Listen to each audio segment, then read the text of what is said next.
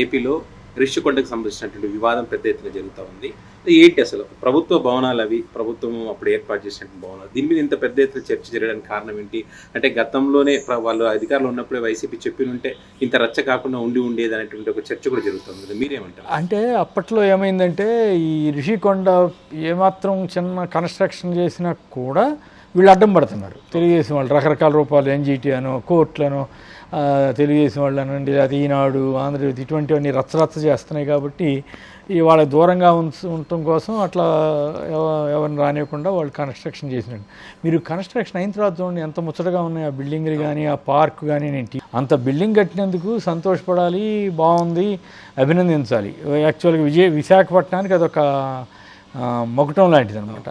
So దాన్ని ఏదో జగన్ గారి సొంత ఆస్తిలాగా ప్రచారం చేయడం ద్వారా మాజీ మంత్రి గంటా శ్రీనివాసరావు ఆయన బురద చల్లటం ద్వారా ఆయన సంతోషం ఆయన పడి ఉంటాడు. బట్ దీనివల్ల ఏమర్థమైందంటే జనానికి ఒక విషయం అర్థమైంది. విశాఖపట్నాన్ని అభివృద్ధి చేయడానికి అప్పటి ముఖ్యమంత్రి వైఎస్ జగన్మోహన్ రెడ్డి గారు చాలా శ్రద్ధ తీసుకున్నాడు. అందులో భాగంగానే ఇంత పెద్ద భవంతిని మూడు భవనాలు అనుకుంటారు కదా, అన్నింటినీ బ్రహ్మాండంగా నిర్మించాడు. వాటిలో ఎవరుంటారు? రాష్ట్రపతి ఉంటారా, ప్రధానమంత్రి ఉంటారా, సీఎం ఉంటారా, అది వేరే విషయం. కానీ but it is a prestigious project. ఇప్పుడు మరి అమరావతిలో పెద్ద పెద్ద బిల్డింగ్లు కట్టబోతున్నాం, అట్లా ఉంటాయి ఇట్లా ఉంటాయని ప్రచారం చేశారు. మరి అది చంద్రబాబు గారు సొంత బిల్డింగ్లు ఏమన్నా కాదు కదా. పోనీ ఆయన అంతకుముందు తాత్కాలిక భవనాలు కట్టారు, సచివాలయం అని, తర్వాత అసెంబ్లీ అని ఇట్లా కట్టారు. వాటిల్లో అవి సరిగా కట్టలేదనేటువంటి విమర్శ రావటం, దాని తోడు సిబిటిడి వాళ్ళు అక్రమాలు జరిగాయని అనౌన్స్ చేయటం, ఇవన్నీ జరిగినాయి కదా.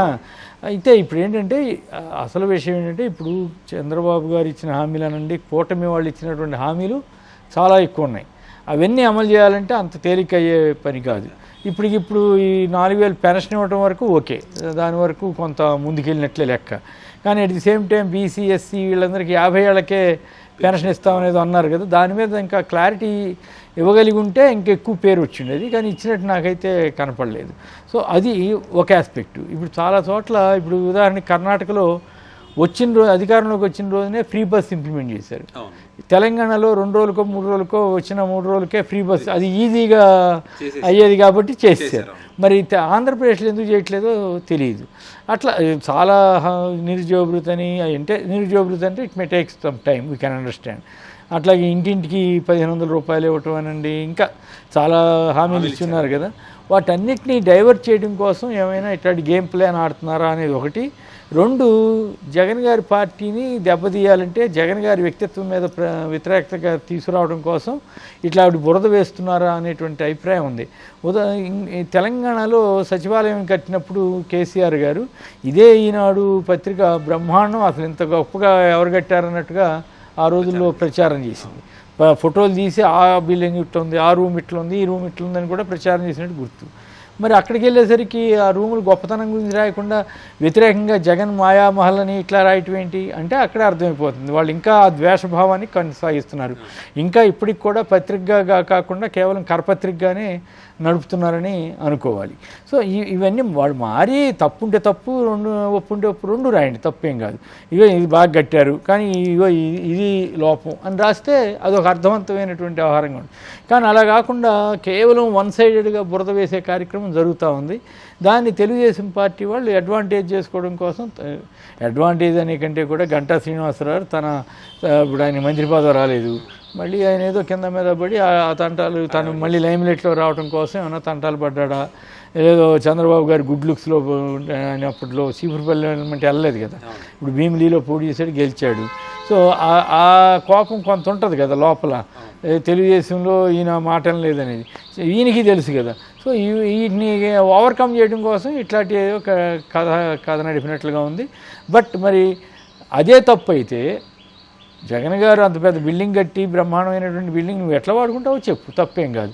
ఇక ఈ ఇటు జగన్ గారు కట్టించాడు కాబట్టి నేను వాడినానంటే ఇక అది వాళ్ళ ఇష్టం. మనం ఏం చెప్తాము, నువ్వు ఎన్నాళ్ళు చెప్పి నీతులు ఏంటి, మరి ఇప్పుడు నువ్వు చేస్తుంది ఏంటనే పరిస్థితి వస్తుంది. బహుశా దేనికైనా వాడుకుంటారేమో చూడాలి. ఎందుకంటే ఫైనాన్షియల్ క్యాపిటల్ ఆఫ్ ఆంధ్రప్రదేశ్ అన్నప్పుడు అంత ప్రెస్టీజియస్ బిల్డింగ్ ఉందనుకో, సపోజ్ అక్కడికి ఎవరైనా ప్రెస్టీజియస్ పార్టీస్ కానీ, పార్టీస్ అంటే వాట్ ఏమైనా బిజినెస్ పీపుల్ ఇండస్ట్రియలిస్టులు ఎవరైనా వచ్చినప్పుడు అక్కడ వాళ్ళని బస్ చేయించారనుకోండి, చాలా అదే ఫీల్ హ్యాపీ. ఎదురుగా సముద్రం ఇదంతా కూడా.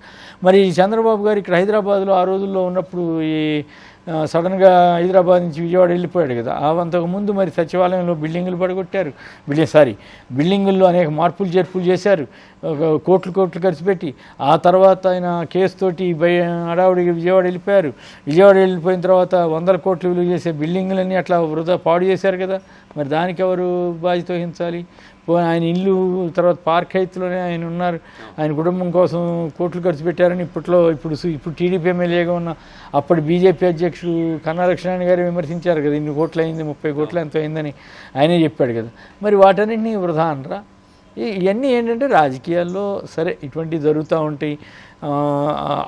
ఆ బిల్డింగుని సద్వినియోగం చేసుకోవటమా కాదా, అది దాంట్లో ఏమన్నా అక్రమాలు జరిగాయా, అవి ఆ యాంగిల్లో ఆలోచించాలి తప్ప ఆ కట్టడాన్నే తప్పు పట్టడం ద్వారా ఆ విశాఖకు ఉన్నటువంటి ప్రతిష్టను దెబ్బతీసే ప్రయత్నమేమో నాకు అనిపించింది. దీనివల్ల జగన్ గారికి ఇప్పుడు అంతా కలిపి ఓడిపోయి 10 రోజులు అవ్వలేదు. ఈ 10 రోజుల్లోనే ఆయన మీద అంత బురదలేస్తే మరి అట్లయితే చంద్రబాబు గారు ఇప్పుడు అధికారంలో రాకూడదు. ఆయన మీద కూడా చాలా ఆరోపణలు వచ్చినాయి కదా, మరి అవన్నీ వచ్చినా కూడా ఆయన అధికారంలోకి వచ్చాడు కదా. కాబట్టి ఇవన్నీ ఏంటంటే రాలింది గేమ్, ప్రయత్నాలు చేస్తుంటారు, ఎక్కడన్నా అవకాశం వస్తే బదనాం చేద్దామని. అందులో భాగంగానే ఇది అట్లాగా ఫర్నిచర్ అని అదని చిల్లర రాజకీయం అన్నమాట. ఇవన్నీ కూడా చిల్లర వివాదాలు సృష్టించి డైవర్ట్ చేయడం కోసం చేస్తున్నటువంటి ప్రయత్నమేమో నాకు అనిపిస్తుంది.